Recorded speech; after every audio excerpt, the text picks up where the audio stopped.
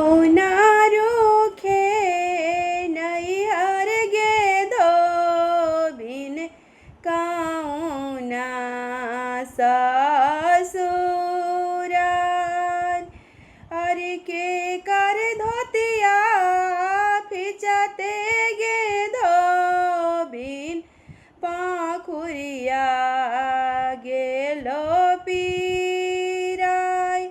अरे पूर्व मोरा नैहर आदिता बाब पश्चिम ससुराल।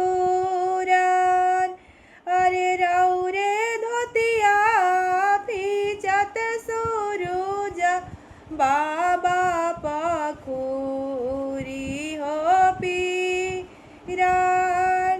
अरे तैयो ना छोड़वला सूरुजा बाबा बंझनिया के नाम।